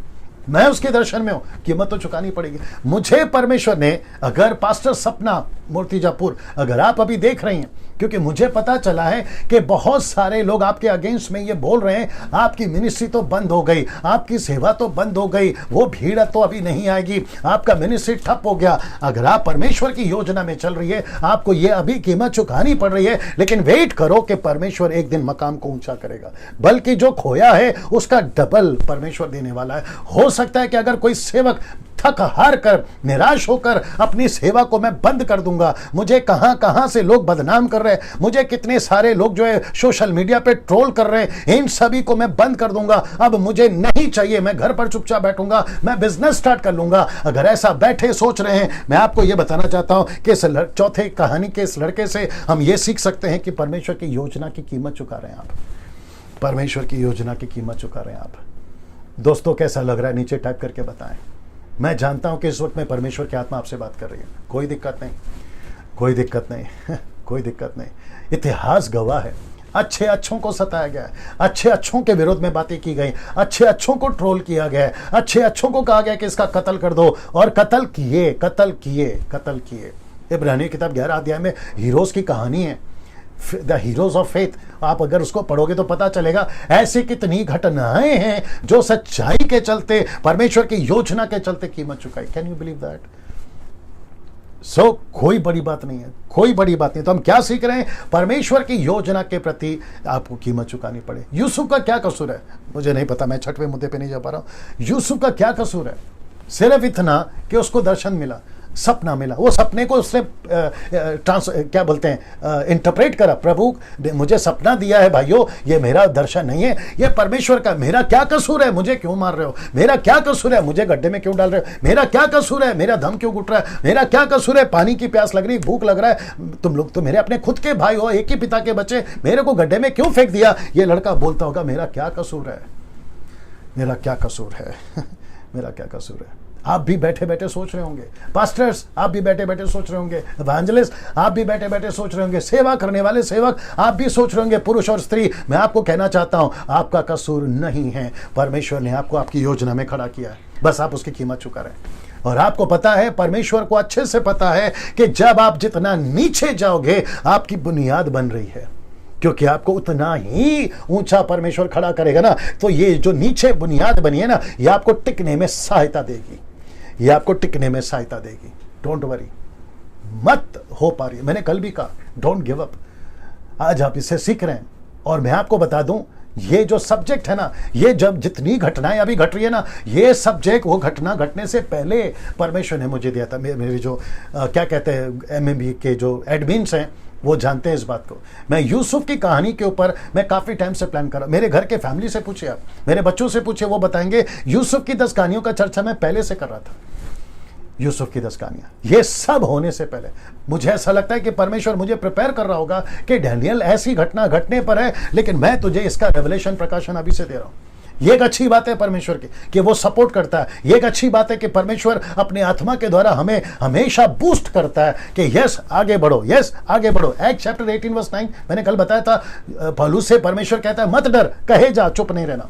ये है हिम्मत। और मैं आप सभी को कहना चाहता हूं, अगर ये प्रचार किसी पास्टर को जो कहीं पे थक गया है, ये ट्रोल के चक्कर में, ये किसी एलिगेशन के चक्कर में, ये बदनामी के चक्कर में, अगर वो कहीं पे थक कर घर पे बैठना चाहता है, मैं कहना चाहता हूं कि निकलो बाहर और परमेश्वर की योजना में आगे बढ़ो। आप कुछ दिन तक ये कीमत चुकाओगे, लेकिन परमेश्वर आपको उभारेगा, परमेश्वर आपको फिर से खड़ा करेगा इन्हीं के सामने जो आज आपको बदनाम कर रहे हैं ना। दोस्तों, मैं चाहता हूं कि यहां से अब मैं 5वें कहानी पे आता हूं। यूसुफ की 5वीं कहानी से क्या सीख सकते हैं? जेनेसिस 37:28। आइए देखते क्या लिखा है ये वाला। जी दोस्तों, यूसुफ के भाइयों ने उसे गड्ढे में से खींच के बाहर निकाला और इश्माइलों के हाथ चांदी के 20 टुकड़ों में बेच दिया, और वे यूसुफ को मिस्र में ले गए। 37 का 36 भी मैं बता देता हूं, जो कि सीधा आगे मिदानियों ने, मैं आपको क्यों पढ़वा रहा हूं मैं बाद में बताता हूं। यूसुफ को मिस्र में ले जाकर पोतीफर नाम फिरौन के एक हकीम और जल्लादों के प्रधान के हाथ में बेच डाला। इसका मतलब है कि यहां पे इस कहानी में यूसुफ 2 बार बिका। वाह, वापस कहता हूं, यूसुफ 2 बार बिका। एक सबसे पहले इश्माइलियों के हाथ, दूसरा मिस्रियों के हाथ, जिसका नाम है पोतीफर। ये फिरौन का हाकिम यानी कि सेनापति, पुलिस अधिकारी, बड़ा पुलिस अधिकारी। एक राजा होता है, एक हाकिम का अधिकारी होता है, यह है पोतीफर। तो यूसुफ 2 बार बिका। अब आप लोग सोच रहे होंगे कि पास्टर डैनियल आप बोलना क्या चाहते हैं। बहुत बारीकी से सुनिएगा और बहुत ध्यान से सुनिएगा। तो सबसे पहले मैं बताता हूं कि इश्माइलियों, ये लोग कौन है? ये आपको पता है कौन है? ये इश्माइल वही लड़का है जो इसहाक से पहले पैदा हुआ। आप लोग समझ गए होंगे, हजीरा। इसहाक की मां का नाम है सारा, ये लड़के की मां का नाम है हजीरा। इसके दोनों के बच्चों का बाप है इब्राहिम, जो भी बोलना चाहो। उसके बाद यूसुफ, माफ करें, इसहाक के बाद में याकूब के बाद में यूसुफ। तो यूसुफ को पता था अच्छे से, क्योंकि ये उसी के वंशज का बच्चा है। यूसुफ को पता था कि इजराइली यानी कि अब्राहम यानी कि इसहाक यानी कि याकूब का जो दुश्मनी है इन लोगों से, इश्माइलियों से। अब आप सोच के देखिए कि नफरत किस लेवल तक है। जी दोस्तों, सोच के देखिए, ये आंकड़ा है। सोच के देखिए नफरत किस हद तक है। नफरत उस हद तक है, बहुत ध्यान से सुनना, नफरत उस हद तक है कि इन्होंने यूसुफ को जिसको भेजा है ना, ऐसा हो सकता है कि बहुत सारी आदमियों को खरीदने की टोली पहले से गई होगी, लेकिन इनको पता था कि एक ऐसी टोली आएगी जो कि लिखा है इश्माइलियों की टोली या इश्माइलियों के साथ में बेचने वाला। इन्होंने प्लान किया होगा, इन्होंने प्लान किया होगा, इन्होंने प्लान किया होगा। तो इनकी दुश्मनी की लेवल देखिए कि दुश्मन को बेचेंगे, ऐसे दुश्मन को बेचेंगे जो हमसे नफरत करते हैं, जो याकूब से नफरत करता था इश्माइल के लोग, जो इसहाक से नफरत करता था इश्माइली लोग, जो अब्राहम से नफरत करते थे इश्माइली लोग, इस लड़के यूसुफ को ऐसों को ही बेचेंगे। और बेचे किसने, कितने में? 20 चांदी के टुकड़ों में, 20 चांदी के टुकड़ों में। अब मुझे नहीं पता कि उन दिनों में यह रकम कितनी होगी, लेकिन आपको पता है यूसुफ ऐसे लोगों के हाथ में बिक गया जिसका नाम है इश्माइल। और आपको पता है इश्माइल ने यूसुफ को मिस्रियों को कितने में बेचा, उसका रिकॉर्ड नहीं मिला मुझे, बाइबल के अंदर नहीं मिला, ठीक है ना। लेकिन मैं समझता हूं कि ये जब इसको खरीदे होंगे, किसको? यूसुफ को। ये जब खरीदे होंगे यूसुफ को, तो मुझे ऐसा लगता है ये लोग जो हैं ये जान गए होंगे ये यहूदी लड़का है, ये यहूदी लड़का है, इसका बैकग्राउंड क्या है, इसका ग्रुप क्या है। आप सोच के देखिए कि इन लोगों ने एक तो खरीदा है, ऊपर से गुलाम बनाया, तीसरा दुश्मनी किस लेवल पे निकाली होगी। आप समझ रहे हैं? 5वीं कहानी है इसके जीवन की, किस लेवल तक। कमेंट बॉक्स में सब ठीक चल रहा है, आप सोच के देखिए किस लेवल तक इन्होंने दुश्मनी निकाली। किसने? इन लोगों ने, इश्माइलियों ने। ऐसा हो सकता है, ऐसा हो सकता है कि यूसुफ को जब पोतीफर को बेचने की बारी आई, ये देख लीजिए, पोतीफर ने जब इसको खरीदा होगा, जब पोतीफर को बेचने की बारी आई, जल्लादों का जो प्रधान था उसके हाथ में जब बेचने की बारी आई, तो कैसे बेचा होगा, इसको कैसे रखा होगा, मैं ज्यादा डिटेल में नहीं जा सकता, बस इतना सा बोल सकता हूं कि इसके बदन के एक भी कपड़ा इसके ऊपर नहीं होगा, इसको ऐसा रखा होगा कि ठीक से जांचो, इसके दांत ठीक हैं, इसके हाथ ठीक हैं, इसके पैर ठीक हैं, इसको कोई बीमारी नहीं है, इसको किसी प्रकार का क्या कहते हैं कोरोना वायरस नहीं है, HIV नहीं है, इसको कैंसर नहीं है, इसकी दोनों किडनी सलामत है, ये लड़का बहुत ही काम का आएगा। इसकी कीमत इतनी है जैसी कि कोई मटन बेचता है, जैसी कि कोई कपड़ा बेचता है, जैसी कि कोई अपना कोई सामान बेचता है। सोच के देखिए कि इसको सड़क पे खड़ा रखकर बोली लगी होगी, सड़क पर रखकर इसकी बोली लगी होगी। जी दोस्तों, सड़क पर रखकर इसकी बोली लगी, और ऐसा सब करवाया किसने? इसके खुद के भाइयों ने। तो इश्माइलियों ने कहा होगा पोतीफर को कि देखो, इससे बेहतर लड़का नहीं मिलेगा, इससे बेहतर आपको आदमी नहीं मिलेगा, ये टोटल परफेक्ट है, कहीं से भी डैमेज नहीं है, इसकी पांचों की पांचों उंगलियां ठीक है, इसका पैर, हाथ, आंख, कान, इसको कोई तकलीफ नहीं है। आप सोच के देखिए कि कैसी शर्मिंदगी यूसुफ उठा रहा है, किसके चलते, किसकी कीमत चुका रहा है? बहुत ध्यान से सुनना, किसकी कीमत चुका रहा है? पहला पॉइंट, पहला कहानी, सच्चाई की कीमत चुका रहा है, सच्चाई की कीमत चुकाया। ऊपर से परमेश्वर की नजर पड़ गई, यह लड़का काम का है, परमेश्वर ने योजना में शामिल किया। जब परमेश्वर का योजना में शामिल किया, परमेश्वर ने उसको दर्शन दिया, स्वप्न को दिखाया, इसने अपने भाइयों को सुनाया, मेरा कसूर नहीं है, यह तो परमेश्वर करवा रहा है, और वो उसकी कीमत चुका रहा है। वो बीच सड़क में खड़ा, जहां लाखों हजारों लोग उसको देख रहे हैं, इसकी कितनी कीमत है। हो सकता है कि उसके ऊपर एक पट्टा लगा होगा कि ये 30 चांदी के सिक्के में बिक जाए, ये 100 चांदी के सिक्के में बिक जाए, इसको कौन खरीदेगा। सुबह से लेकर शाम तक बोली लगती होगी, और ये लड़का सड़क पर खड़ा परमेश्वर को पूछ रहा होगा कि परमेश्वर, क्या मेरे को इसी के लिए आपने चुना था? क्या इसी के लिए आपने मुझे चुना था? ये लड़के का कसूर क्या है? कुछ नहीं। इसको किसने कहा था? परमेश्वर ने, कि तुझे ये सपना दे रहा हूं। ये परमेश्वर का काम था। लेकिन यूसुफ जो है बेचारा, उसकी कीमत चुका रहा है। ये कहानी से हम क्या सीख सकते हैं? खुद को सौंप देना योजना के लिए, खुद को सौंप देना परमेश्वर की योजना के लिए। परमेश्वर मैं जितना शर्मिंदा होना चाहता हूँ, मुझे जितना शर्मिंदा करना चाहते हैं, मुझे जितना नीचे ले जाना चाहते हैं, मुझे जितना लोग सोशल मीडिया पे ट्रोल कर रहे हैं, मुझे जितनी भी धमकियां मिल रही हैं, मुझे जितना भी एलिगेशन लग रहा है, मुझे जितना भी लोग सता रहे गांव में, शहर में, मुझे सेवा करने नहीं दे रहे हैं, मैं बीच सड़क पर खड़ा हो गया हूं, लेकिन मैं तेरे योजना को पूरा करने में तेरा साथ दूंगा। उसने खुद को सौंप दिया परमेश्वर की योजना के लिए। वाह, सी दैट। दोस्तों, कैसा लग रहा है? ये आपको अभी जो मैंने कहा ये कैसा लग रहा है? क्या आपकी परिस्थिति आज ऐसी है और आप खुद से सवाल पूछ रहे कि प्रभु मैं बीच सड़क में आ गया हूं, चारों तरफ से बोली लग रही है, मेरा कसूर क्या है? इसने परमेश्वर की योजना के लिए खुद को सौंप दिया। बोला जैसा चाहो आप करवा लीजिए परमेश्वर, जैसा चाहो आप मुझे लेकर जाइए परमेश्वर। मुझे कभी इश्माइली खरीद रहे हैं, कभी मुझे मिस्र के लोग खरीद रहे हैं, मेरी बदनामी हो रही है, बदन पे कपड़ा नहीं है, वक्त पे खाना नहीं मिल रहा, पानी नहीं मिल रहा, मन चाहा जीवन नहीं जी पा रहा। जब बाप के घर में था तो कपड़े थे रंग बिरंगे, वक्त पे खाना मिलता था, बड़े शान से रहता था, लेकिन जैसे ही मैं आपकी योजना में आ गया ये सब कुछ देखना पड़ रहा है। मैं आपको बता दूं, इसने खुद को सौंप दिया। मैं आप सभी को कहना चाहता हूं, खुद को सौंप दो परमेश्वर की योजना के लिए, खुद को सौंप दो। आपको इस पृथ्वी पे कोई नहीं समझेगा सिवाय परमेश्वर के। मैं आपको सच बता रहा हूं, इस पृथ्वी पे आपको कोई नहीं समझेगा सिवाय परमेश्वर के।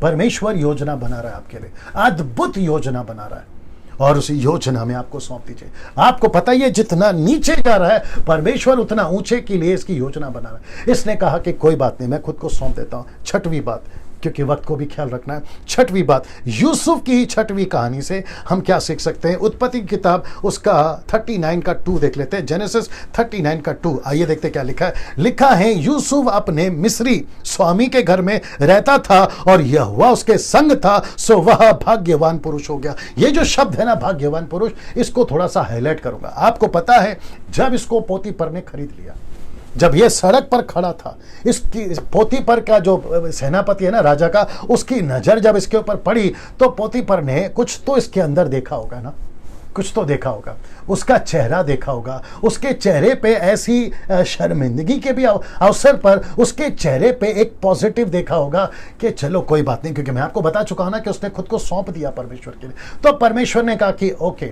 मैं तुझे एक ऐसे आदमी के हाथ में बिकवाऊंगा। My goodness, get ready.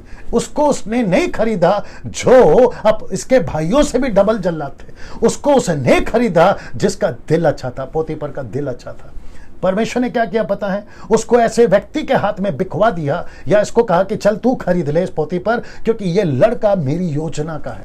तो इसका मतलब क्या मालूम है? परमेश्वर आपके क्राइसिस में भी, आपके तकलीफ में भी ऐसे व्यक्तियों को भेजता है जहां परमेश्वर का फेवर, वो चाहे अविश्वासी हो या विश्वासी हो, ऐसे व्यक्ति को भेजता है जहां पर आपको वो फेवर देता है। आप देख लीजिए ना, वो आपको फेवर देता है। यूसुफ अपने मिस्री स्वामी के घर में रहता था, यहोवा उसके संग था और वो भाग्यवान पुरुष हो गया। इसका मतलब क्या पता है? उसका जो हेल्थ है मजबूत हो गया, उसके चेहरे पे रौनक वापस आ गई, उसके कपड़े अच्छे हो गए। ये इतना स्मार्ट था, ये इतना भाग्यवान पुरुष था कि इसकी खुद की पत्नी इसके साथ में गलत काम करने के लिए मोहित हो गई। अब आप सोच के देखिए कि ये कितना मूल्यवान पुरुष हो गया होगा या भाग्यवान पुरुष हो गया होगा। ये बहुत खूबसूरत दिखने लगा था उन दिनों में। 17 साल का लड़का, शायद हो सकता है कि तब तक 20 साल का हो गया होगा। XYZ हम नहीं जानते, इतिहास नहीं लिखा है ना इसके लिए। ऐसा लड़का लिखा है कि भाग्यवान होगा। अब इसको देखिए, इस कहानी से हम क्या सीख सकते हैं? परमेश्वर की योजना में शैतान को मौका नहीं दिया। मैं आपको बताता हूं क्यों। क्योंकि जैसा ही ये भाग्यवान हो गया, इसकी खुद की पत्नी, किसकी? पोतीपर की पत्नी, इसके साथ कहती है कि मेरे साथ में गलत काम कर, क्योंकि घर पर कोई नहीं है। आप जरा ध्यान से सुनना। जैसे ही इसको पता चला यूसुफ को, आपको पता है डे 1 से, let me repeat again, day 1 से इसने पोतीपर की पत्नी को कहा नो नो नो। वाह, मैं रिपीट कर दूं, इसने डे 1 से, पहले दिन से कहा नहीं नहीं नहीं। आपको पता है इसने ऐसा क्यों कहा? क्योंकि लिखा है कि यूसुफ को पता था कि अगर इस घर पर कोई नहीं है, लेकिन एक परमेश्वर है जो देख रहा है। उसका कैमरा उस घर पर लगा है। और आपको पता है पोतीपर की पत्नी इस व्यक्ति के ऊपर इतनी तरीके से मोहित क्यों हो गई या इंप्रेस क्यों हो गई? क्योंकि इसकी बातें, इसका हालचाल, इसका क्या कहते हैं ना, अपीयरेंस बहुत गजब का था उन दिनों के सभी लड़कों से। तो पोतीपर की पत्नी कहती है तू दिखता अच्छा है, तेरी बातें अच्छी है, तू इंटेलिजेंट है, और सबसे बड़ी बात है कि तेरे ऊपर पता नहीं कुछ तो ऐसा अनुग्रह है कि तू सबसे अलग है। और मैं आपको बताऊं, क्योंकि लिखा नहीं है, मुझे ऐसा इंटरप्रेट महसूस हो रहा है अभी कि ये औरत ऐसा कह सकती होगी, मेरा जो पति है वो राजा का सेनापति है, अगर तू मुझसे शादी करेगा मैं राजा को रिकमेंड करूंगी कि इसको यहां से हटा दो, तुझे सेनापति बना दे। ये भी हो सकता है। अब जरा ध्यान से सुनना, बहुत ध्यान से सुनना, मजा आएगा। यूसुफ के पास में चॉइस था। कैसे बोलूं, वापस कहता हूं कि यूसुफ के पास में चॉइस था, चुनाव था। वो पोतीफर की पत्नी को स्वीकार करे, पोतीफर की पत्नी की गलत बातों को स्वीकार करे, पोतीफर की पत्नी उसको जो जो पैसे देगी या जो भी पोजीशन देगी उसको स्वीकार करे। उसके पास चुनाव था, लेकिन आपको पता उसने क्या चुना? उसने कहा कि नहीं, मेरे पास में दूसरा ऑप्शन है। उसने कहा कि जिस परमेश्वर के साथ में मैं चल रहा हूं, मैं वहां पर उसके साथ में सबसे पहला परमेश्वर के साथ में गद्दारी नहीं कर सकता। मुझे बहुत सारे फेवर दे सकती है तू, पिछली जिंदगी मैं गड्ढे में गिरा, मुझे बेचा गया, मेरे पास में गरीबी है, मेरे पास में तकलीफ है, मैं इसमें से एक झटके में निकल सकता हूं पोतीफर की पत्नी, और वो तू मुझे सब दे सकती है। लेकिन उसने वो चुनाव नहीं किया। ऐसे चुनाव के फ्रीडम आपको भी मौके मिले होंगे, ऐसे चुनाव के फ्रीडम आपको भी मिले होंगे। यार क्या फर्क पड़ता है, कोई नहीं देख रहा है। यार क्या फर्क पड़ता है कितना फेवर आएगा, यार कोई नहीं फर्क पड़ता अगर मैं ये लालच में गिर गया तो मेरा पूरा जिंदगी सेटल हो जाएगा। ऐसे मौके आपके भी जीवन में आए होंगे या आए हो चुके होंगे। मुझे नहीं पता कि ऐसे टाइम पे आपने क्या चुनाव किया, लेकिन अगर अभी कोई देख रहा है, ये 950 लोग देख रहे हैं जी, 950 पीपल आर वॉचिंग नाउ। मैं उन सभी को कहना चाहता हूं आपके पास में भी ये चुनाव आया होगा। अगर मैं ये स्वीकार करता हूं तो फिर इजी है। और आपको पता भी क्या हुआ, बड़े ध्यान से सुना, लिखा है इस पूरे चैप्टर में कि पोतीफर की पत्नी ने उसको सिर्फ एक बार चांस नहीं दिया। ऐसा लिखा है हर बार, लिखा है बार बार, लिखा है प्रतिदिन। लेकिन जब भी ये इसके पास आती, इसका एक ही था, लिखा है नहीं नहीं नहीं, लिखा है नो नो नो। जब आप पहली बार मना करते हो, पहली बार, तो आखिर तक मना करने में आसानी होती है। आप नहीं समझे शायद, लेट मी रिपीट, मैं रिपीट करता हूं। जब आप एक बार मना करते हो ना, तो आखिर तक मना करने में इजी होता है। लेकिन अगर आपने एक बार हाँ कर दिया और आगे जाके अगर आपको ना बोलना हो तो वो मुश्किल हो जाता है। और आपको पता है इसके छोटे से ना ने इसको एक बहुत बड़े ना से बचाया, या फिर बहुत बड़ी मुसीबत से बचाया। तो जैसे ही पोतीफर की पत्नी ने कहा कि यस, आज ये रेडी हो जाएगा, चलो एक काम करते, कल ट्राई करती हूँ, कल रेडी हो जाएगा, एक काम करते परसों रेडी हो जाएगा, तरसों, ऐसे करते 10-20 दिन, महीनों लगे होंगे। लेकिन आपको पता है जब एक ऐसा फाइनल डे आया, ऐसा लिखा है कि जब घर पर कोई नहीं था, तो इसकी पत्नी ने, पोतीफर की पत्नी ने उसके कपड़े पकड़ लिए, उसके कपड़े पकड़ लिए और कहा कि अब तो जबरदस्ती होगी। और आपको पता है ऐसे टाइम पे जोसेफ क्या कर सकता था? जोसेफ बोल सकता था कि प्रभु 1 महीने से मना कर रहा हूं, आप तो सिचुएशन जानते हैं, 1 साल से मना कर रहा हूं, आप तो सिचुएशन जानते हैं, मेरी परिस्थिति क्या है, मेरा सर्कमस्टेंसेस क्या है, आप देख सकते हैं कि मैं कहां फंस गया हूं। प्रभु एक बार ये जबरदस्ती कर रही है, उसके चलते, लेकिन उसके बाद में मैं माफी मांग लूंगा या फिर आपके साथ में ठीक कर लूंगा और फिर इसको भी मैं ठीक कर दूंगा। चलो एक बार कह रही है ना, चलो खत्म कर देते हैं, उसके बाद में सब कुछ नॉर्मल हो जाएगा। इसके पास में ये एक बड़ा चांस था। लेकिन आपको पता है इसको सपोर्ट किसने किया? वो पहले के छोटे छोटे ना ने इसको बड़े ना को करने में सपोर्ट किया, अगर आप समझ गए होंगे। और लिखा है कि यूसुफ ने कहा कि मुझे पता है, बड़े ध्यान से सुना दोस्तों, मैं कनेक्ट करने जा रहा हूं, इसको पता था, यूसुफ को पता था, अगर मैं यहां से भागा, उसके मेरा कपड़ा उसके हाथ में रह जाएगा। मैं अगर यहां से भागा, उन दिनों में सीसीटीवी कैमरे नहीं होते थे, किसी घर के अंदर जैसे आजकल लगते हैं ना, वैसे नहीं था, और वहां कोई आदमी भी नहीं था जो देखे। सो इसको पता था अगर मैं यहां से भागा और ये कपड़ा उसके हाथ में रह गया, ये चीख सकती है, चिल्ला सकती है और ये मेरे ऊपर गलत आरोप लगा सकती है। और जो अच्छा खासा मैं चल रहा हूं, जो अच्छा खासा मैं चल रहा हूं, भाग्यवान पुरुष हो गया हूं, आज पैसे हैं, रोटी है, घर है, महल है, सब कुछ, और सबसे बड़ी बात तो राजा का, माफ करे, सेनापति का मैं फेवरेट भी हूं। कल को मेरा भविष्य अच्छा हो सकता है, लेकिन अगर मैं अभी भागा तो सब रिवर्स हो जाएगा, सब रिवर्स हो जाएगा। आपको पता है इसने क्या चुनाव किया? जी दोस्तों, एग्जैक्टली वही चुनाव किया, ये कपड़े छोड़कर भाग गया, ये कपड़े छोड़कर भाग गया।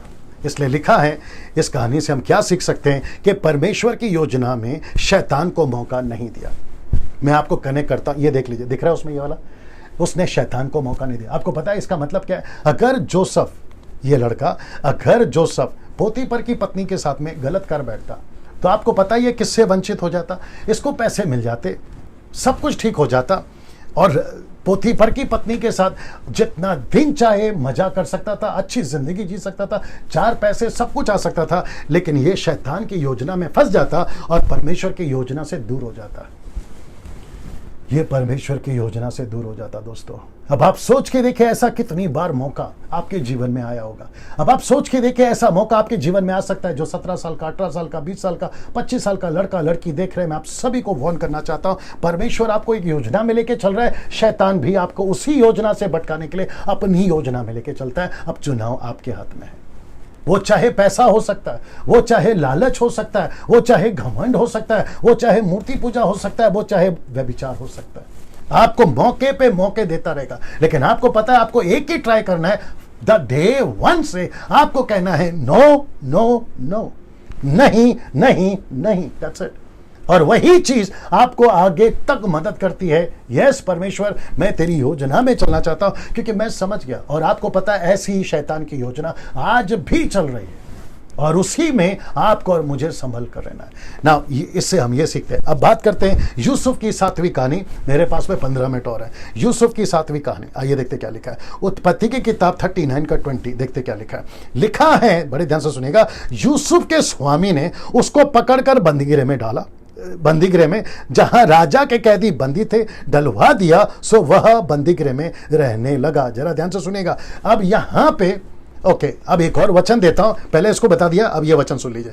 लिखा है उत्पत्ति 39 का 21 में, पर यहोवा यूसुफ के संग रहा और उस पर करुणा की, और बंदीगृह के दारोगा के अनुग्रह की दृष्टि उस पर हुई। यह सब कब हुआ दोस्तों? जब इसने परमेश्वर की योजना को चुनना स्वीकार किया। ये देखो, इसका मतलब क्या है? 7वीं कहानी हमें क्या सिखा रही है? कि इसने चुनाव किया परमेश्वर की योजना में चलने का, और यह पहुंच गया जेल में। लेकिन जेल के अंदर भी राजा का, क्षमा करें, पोती पर को इतना गुस्सा आया क्योंकि वो झूठ में फंस गया। किसके? पत्नी के। और पत्नी की बात तो सबसे ऊपर है। पति शक ही नहीं कर सकता पत्नी के ऊपर, ये तो स्वाभाविक है। ये लड़के की गलती, और पत्नी ने जो मसाला डालकर, जो बढ़ा चढ़ाकर, गलत तारीफ कर गलत एलिगेशन लगाकर, किसके ऊपर? जोसेफ के ऊपर। तो पति तो ऑब्वियस है पत्नी की सुनेगा, और ऐसा ही हुआ। तो उसका ऐसा लिखा है कि वो आग बबूला हो गया। कौन? पोतीफर। इसको पढ़ लीजिए जी। जैसे ही वो आग बबूला हो गया, आपको पता है इसने किसके साथ रखा? ऐसा लिखा है कि जहां राजा के कैदी रहते थे, राजा के कैदी, देखिए जी, राजा के बंदी, वहां पे डलवा दिया। तो इसका मतलब क्या मालूम है? सबसे गंदा टॉर्चर, जहां सबसे नीचे, मुझे नहीं पता कि जहां ये रहता है, जहां राजा के बंदी रहते होंगे, राजा के दुश्मन है, तो राजा क्या सजा देगा आप सोचिए। शायद वहां हो सकता है कि पंखा नहीं है, वहां हो सकता है कि वेंटिलेशन नहीं है, हवा नहीं है, वहां हो सकता है कि बाथरूम नहीं है, पानी नहीं है, खाना नहीं है, और पता नहीं किस तरीके का खाना देते हैं। अब आप सोच के देखिए, अर्श पे था, अर्श पे था, कहां पहुंच गया? फर्श पे। एक होता है ना फर्श से अर्श, ये कहां था? अर्श में था, अभी कहां पहुंच गया? फर्श में, मतलब सीधा नीचे। किसके चलते? एक गलत को साथ नहीं देने के चलते।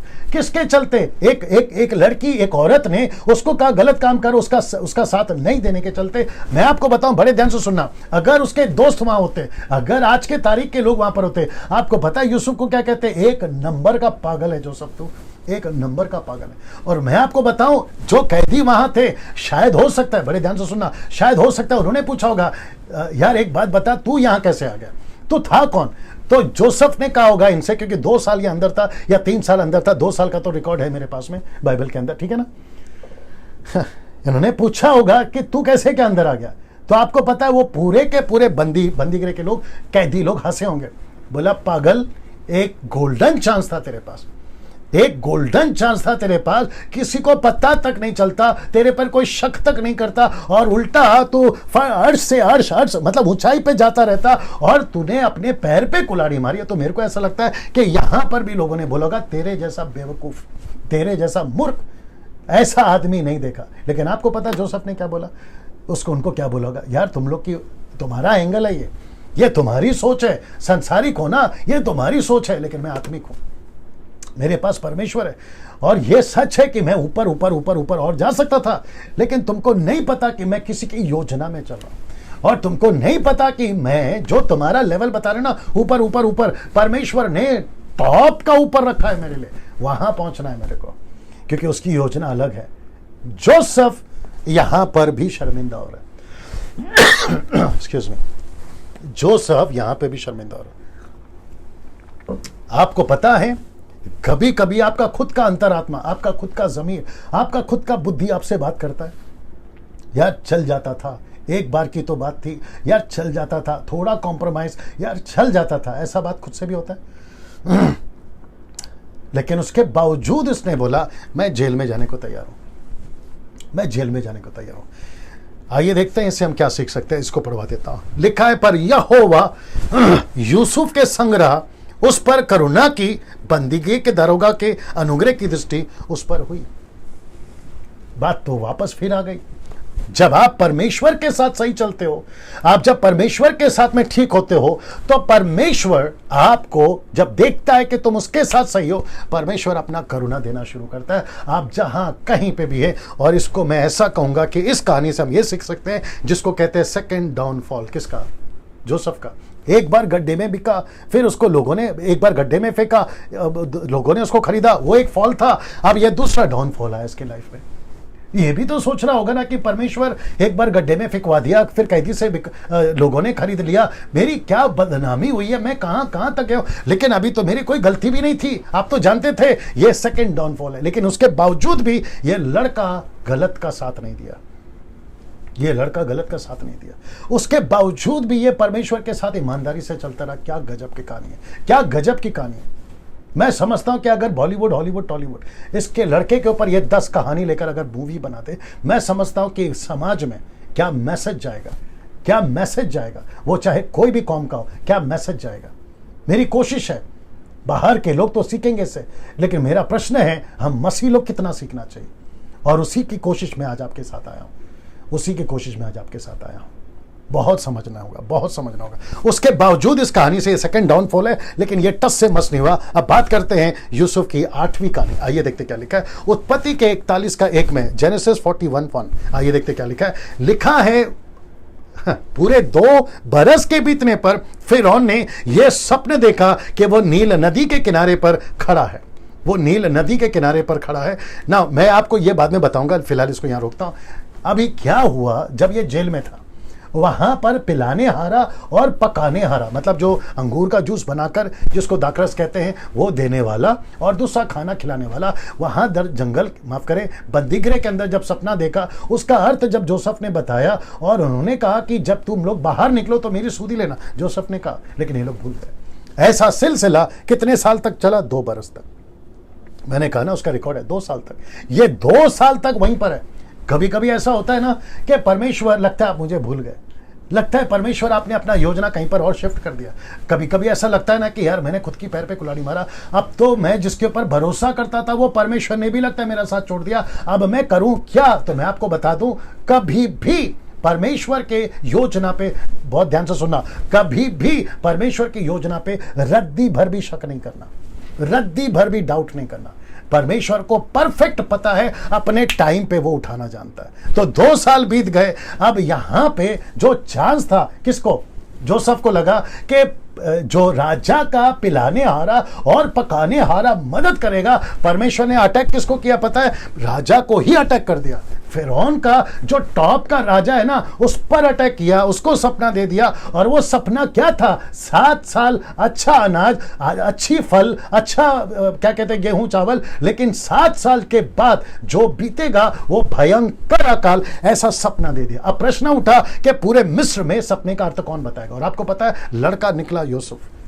ये इसको याद आया, बोला अरे प्रभु, स्वामी, ये बंदीगृह में एक लड़का था, जब आपने मेरे को डाल दिया था ना, वो लड़का था जिसने मुझे बताया और मेरे सपने का एक्यूरेट अर्थ बताया। तब राजा कहता है चलो एक काम करो, उसको बुलाओ। अब जोसेफ का जो डाउनफॉल था, अब वो नीचे से अब वो ऊपर बढ़ेगा।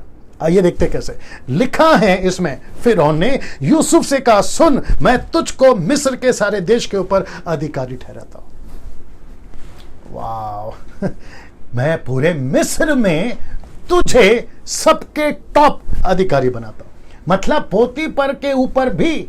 तब आप सोच के देखिए, अगर पोतीपर की पत्नी के हाथ गलत तरीके से बिक गया होता, आज उसको यह पोजीशन मिलता? अगर 2-3 साल अगर रुका नहीं होता, आज उसको यह पोजीशन मिलता? मैं वही तो कहने की कोशिश कर रहा हूं। हम कई बार, क्योंकि 2 मिनट का नूडल का आदत हो गया, इंस्टेंट फूड का आदत हो गया, फास्ट फूड का आदत हो गया, क्योंकि आजकल कंप्यूटर का जमाना है और नेस कॉफी का जमाना है, ऐसा लगता है कि टक टक टक टक सब कुछ हो जाए। नहीं होगा दोस्त, नहीं होगा।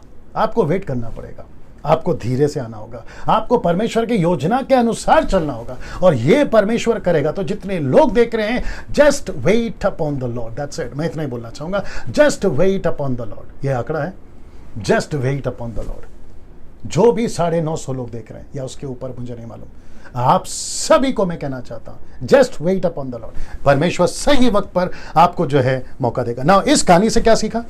परमेश्वर अपनी योजना आपके साथ खत्म नहीं करता। हम इससे ये सीख सकते हैं, क्योंकि परमेश्वर ने यूसुफ को, माफ करें, मिस्र को हिला दिया, मिस्र के राजा तक को हिला दिया। फिर परमेश्वर ने कहा कि यूसुफ क्या हुआ, अगर पकाने आ रहा, पिलाने आ रहा, या आसपास के लोग तेरा सपोर्ट नहीं कर रहे, मैं उतर रहा हूं, मैं ठीक करूंगा। और राजा को हिला दिया, राजा को हिला दिया। अब आप सोच के देखिए आपके साथ कैसा परमेश्वर। आप कह रहे थे कि रास्ता यहां से निकलेगा, आप कह रहे थे कि ये सपोर्ट करेगा, आप कह रहे थे कि वो मदद करेगा, सब फेल हो गया। परमेश्वर कभी फेल नहीं होता, परमेश्वर कभी फेल नहीं होता। और हम इससे ये सीख रहे हैं इस कहानी से, 8वें कहानी से, परमेश्वर अपनी योजना आपके साथ कभी खत्म नहीं करता। जब तक खत्म ना हो जाए खत्म नहीं करता, जब तक पूरा ना हो जाए खत्म नहीं करता। परमेश्वर बीच में साथ नहीं छोड़ता। दोस्तों, खुद को शाबाशी दीजिए, खुद को हिम्मत दीजिए। ऐसा परमेश्वर मिला है, ना धोखा देता है, ना झूठ बोलता है, ना सो जाता है, ना खत्म हो जाता है, वो हमेशा आपके साथ रहता है। क्या बात है, क्या बात है दोस्तों, कैसा लग रहा है ना। आते हैं सेकंड लास्ट पॉइंट पे, यानी कि नौवीं कहानी क्या है। देखिए, उत्पत्ति की किताब 42 का 3, 42 का 3। देखिए क्या लिखा है, लिखा है जी दोस्तों, लिखा है उत्पत्ति के 42 का 3 में, सो यूसुफ के 10 भाई अन्न मोल लेने के लिए मिस्र को गए। अब यहाँ पे मजा आएगा, अब यहाँ पे मजा आएगा जी दोस्तों। अब सुनना चाहोगे क्या हुआ? जब 7 साल का अकाल, सब ठीक है, जब 7 साल का अकाल पृथ्वी पे पड़ा, माफ करें, अच्छी अनाज का सीजन जब आया, उसके बाद जब अकाल पड़ना शुरू हुआ, तो लिखा है कि याकूब ने अपने भाइयों से कहा, बच्चों से कहा कि पता चला है, व्हाट्सएप पे मैसेज आया है, न्यूज़पेपर पे मैसेज आया है, क्या बोलते हैं, न्यूज़ में पता चला है, अखबार में पता चला है कि मिस्र में जो है खाना मिल रहा है, मिस्र में खाना मिल रहा है। तो उसको जैसी ही न्यूज़ मिली, अपने 10 बच्चों को भेजा उसने, बोला जाके पता, और रूबेन को नहीं भेजा, उसको अपने पास रखा, ठीक है ना। तो 10 भाई निकले, 10 भाई, आपको याद आ गया होगा ना, शुरू में बोल रहा था 10 भाई अलग है, रूबेन अलग है। तो 10 भाई निकले इसके पास में। अब यहाँ पे बहुत कुछ हो सकता था, मैं कनेक्ट करता हूँ, यहाँ बहुत कुछ हो सकता था। आपको पता क्या हो सकता था? यूसुफ अपने भाइयों से बदला ले सकता था, यूसुफ अपने भाइयों से बदला ले सकता था। यूसुफ गुस्से में आकर अपने भाइयों से कह सकता था, अच्छा अब पता चला कि सच्चाई सच्चाई होती है, अब पता चला कि तुमने मेरे साथ में क्या क्या किया है, अब पता चला कि तुमने मेरे साथ में कितना अत्याचार किया है। लेकिन आपको पता है कि यूसुफ ने ऐसा कुछ नहीं किया। मैं आपको बताता हूं क्यों, क्योंकि यूसुफ परमेश्वर की योजना में था। मैं शुरू से बोल रहा हूं, यद्यपि तुम लोगों ने, क्योंकि उसके भाइयों को डर था कि जब पिताजी मर जाएंगे तो ये बदला जरूर लेगा। बहुत लंबा कहानी था, मैंने शॉर्ट कर दिया, आप लोग समझ जाओगे। यद्यपि तुम लोगों ने मेरी बुराई का विचार किया था, परंतु परमेश्वर ने उसी बात में भलाई का विचार किया, जिससे वह ऐसा करे जैसे आज के दिन प्रकट है कि बहुत से लोगों का प्राण बचे। तो यूसुफ किसके योजना में था? परमेश्वर की योजना में। यूसुफ को क्या पता चला, मैं एक योजना में चल रहा हूं, ये मेरे भाइयों का कसूर नहीं है, ये मेरे भाई नहीं है, ये मैं पहले दिन से आपको बता रहा हूं, ये जो कुछ चल रहा है ना फेसबुक पे, व्हाट्सएप पे, आप लोग, मैं शुरू से बोल रहा हूं, ये पूरा का पूरा शैतान का प्लान है। क्योंकि बहुत सारे लोगों का प्राण बच रहा था ये लॉकडाउन के 5-6 महीने। और जैसे ही लूसीफर को पता चला कि डैनियल राज के मैसेजेस से यूट्यूब और फेसबुक पे कितना भारी इंपैक्ट पड़ रहा है, प्रतिदिन लोग आशीषित हो रहे, उसको पता चल गया था। और बड़ी योजना के साथ उसने लाख कोशिश करी कि रोके, लेकिन यहां पर यूसुफ अपने भाइयों को कहता है, कोई बात नहीं, मैं तो उसकी योजना में चल रहा था, और अगर मैं उसकी योजना में नहीं चलता तो बहुत सारे लोगों का प्राण नहीं बचता। 7 साल अच्छा अनाज नहीं बचा पाते, 7 साल भयंकर अकाल कैसे बचाते पूरी दुनिया को? तो सोच के देखिए, पूरे वर्ल्ड में लिखा है, पूरी पृथ्वी पे ऐसा भयंकर अकाल था, और ये अकेला लड़का था जो ऐसी भयंकर अकाल में पूरी दुनिया को बचा सके। ये उसकी योजना में था, मुझे नहीं पता कि आप वो लड़का हो सकते हैं, मुझे नहीं पता कि डैनियल राज ये लड़का हो सकता है, मुझे नहीं पता कि कई लोग जो आज चल रहे हैं, काम कर रहे हैं, मसीह मंथन के जो लोग हैं, हो सकता है कि नरेंद्र आप हैं, सुनीता अनीता आप हैं, समीक्षा आप हैं, शिवम आप हैं, शैलेश और ट्रीजा आप हैं, या जितने हमारे साथ पास्टर्स लोग जुड़े हैं वो हैं, मुझे नहीं पता। और हम सभी को परमेश्वर अपने अपने इलाके में इस लड़के की तरह खड़ा किया है, इसलिए लिखा है कि बहुतों के प्राणों को बचा सक रहा हूं। मुझे थोड़ा सा टाइम दीजिए, मैं समाप्त कर रहा हूं। इस कहानी से क्या सीखा मैं आपको बताता हूं। यूसुफ ने बदला नहीं लिया, यूसुफ ने बदला नहीं लिया, यूसुफ ने बदला नहीं लिया। और उसको पता था कि मैं परमेश्वर की योजना में चल रहा हूं। उसने कहा कि बहुत सारे लोगों के प्राण मैं बचा सकता था, उस योजना में मैं चल रहा था। और उसी के चलते, अगर आप लोग समझ रहे होंगे, मेरा व्यक्तिगत किसी के साथ में कोई प्रॉब्लम नहीं, लेकिन सब आत्मिक लड़ाई है। और उसी के चलते डैनियल राज ने जो लास्ट में कल एक एफर्ट लिया या एक वीडियो बनाए, आप लोग सब जानते हैं, ये उसी का परिणाम है, बदला नहीं लिया ना। इसको सुनिए, यूसुफ की 10 कहानी, यानी कि 10वीं कहानी, लास्ट वाला, उत्पत्ति की किताब 50 का 24, जेनेसिस 50:24। आइए देखते क्या लिखा है। लिखा है, यूसुफ ने अपने भाइयों से कहा, मैं तो मरने पर हूं, परंतु परमेश्वर निश्चय तुम्हारी सूधी लेगा और तुम्हें इस देश से निकालकर उस देश में पहुंचा देगा जिसके देने की उसने इब्राहिम, इसहाक, याकूब से शपथ खाई थी। पता है इससे क्या सीख सकते हैं? इधर देखिए, यूसुफ ने परमेश्वर की योजना का पूरा साथ दिया जो इब्राहिम, इसहाक, याकूब के साथ था। तो परमेश्वर को एक लड़का चाहिए था और वो लड़का मिला जोसेफ, जो परमेश्वर की योजना में जो अब्राहम, इसहाक, याकूब के साथ में थी, उसको लेकर चले। तो लड़का मिला कौन? एक ऐसा लड़का जो सच्चाई के साथ था, एक ऐसा लड़का जो अपने भाइयों की बुराई को बर्दाश्त नहीं करता था या उनका साथ नहीं देता था, एक ऐसा लड़का जो पोतीपर की पत्नी के साथ गलत काम नहीं किया, एक ऐसा लड़का जो कहीं पे भी गलत नहीं हुआ, और जिसके चलते इसको देख लीजिए, जिसके चलते ये मैंने लिखा कि अपने 17 वर्ष की उम्र से लेकर 110 वर्ष की उम्र तक, क्योंकि यूसुफ 110 साल तक जिंदा रहा, जोसेफ 17 साल की उम्र से लेकर 110 वर्ष की उम्र तक यूसुफ ने कभी भी ऐसा कोई काम नहीं किया जिससे प्रभु दुखी हो। वाह, जिससे प्रभु दुखी हो, ऐसा कोई काम नहीं किया। इसकी स्क्रीनशॉट लेकर आप यूज करना चाहें कर सकते हैं। ऐसा कोई काम नहीं किया जिससे परमेश्वर दुखी हो ना। दोस्तों इसको देखिए, ऐसे ही आप भी एक योजना में हो परमेश्वर के, ऐसे ही जोसेफ की तरह आप भी हो आज। सो मैं आप सभी को कहना चाहता हूं, आपको परमेश्वर ने अपनी योजना में बुलाया। आप ऐसे ही जोसेफ की तरह उस योजना में हो। अब इसको देखिए, आप परमेश्वर का साथ दो उसकी योजना में, वो आपका साथ देगा आपकी योजना में। वाह, कितना खूबसूरत लाइन है। मैं रिपीट करता हूं, आप परमेश्वर का साथ दो उसकी योजना में, वो आपका साथ देगा आपकी योजना में। दोस्तों मैं यहां पे समाप्त करने वाला हूं, ये लास्ट था। कैसा लगा आपको आज का ये यूसुफ की 10 कहानी से? आपने क्या क्या सीखा? मैंने सब कुछ बताया। आप इस वीडियो को शेयर करना चाहोगे? जरूर करिए, जरूर करिए। दूसरों को बताइए, सही शिक्षा क्या है बताइए, ये बातें उनके तक पहुंचाइए। खुद को हिम्मत दीजिए ना। दोस्तों ये अनाउंसमेंट है अभी वाला, जो कि अभी से 15 से 20 दिन मैं लाइव नहीं आ पाऊंगा। उसकी वजह यह है, बड़े ध्यान से सुनिएगा, 15 से 20 दिन डैनियल राज लाइव नहीं आ पाएगा। वो उसकी वजह यह है कि मेरा जो रूम है अभी, मैं इसको रिनोवेट कर रहा हूँ इससे बेहतर सेटअप डालने के लिए, ताकि आपके बीच में अच्छे से लाइव रिकॉर्डिंग, या जिसको कहते हैं एक ऐसा कमरा बना रहा हूं जहां मैं सारी सुविधा, लाइट हो या प्रोजेक्ट जो करता हूं टीवी पे वहां हो, हर चीज को अच्छे से बना रहा हूं। और मुझे लगता है कि ये सब करने में 15 से 20 दिन लग जाएंगे। और जिसकी योजना मेरे जो ग्रुप के MAB के जो ग्रुप के एडमिन्स है वो लोग जानते हैं मैं क्या बात कर रहा हूं, क्योंकि उनसे मैं डिस्कस कर चुका हूं। ठीक है ना। सो 15 से 20 दिन मैं लाइव नहीं आऊंगा, लेकिन बीच बीच में मेरी जो गाड़ी है उस पर बैठकर मैं 5 मिनट का वीडियो बनाता रहूंगा, जो YouTube पे अपलोड होगा, वो भी कभी कभी ऑल्टरनेट डे या फिर हफ्ते में 1-2 बार, दैट्स इट। ठीक है ना। तो 20 दिन तक या 15 से 20 दिन तक आप मेरे जितने भी वीडियोस हैं आप उसको फिर से देखें, अगर नहीं देखा पुरानी वीडियोस को देखें, और जो कुछ चल रहा है आप बुद्धि से उसके साथ में लेके चलें। परमेश्वर आपका साथ दे, जैसे आज आपने सीखा है, आप उसकी योजना में है, शैतान की योजना में नहीं फंसना। परमेश्वर आपको आशीष दे। 15-20 दिन के बाद फिर मुलाकात होगी। अपना ख्याल रखिएगा। जय मसीह।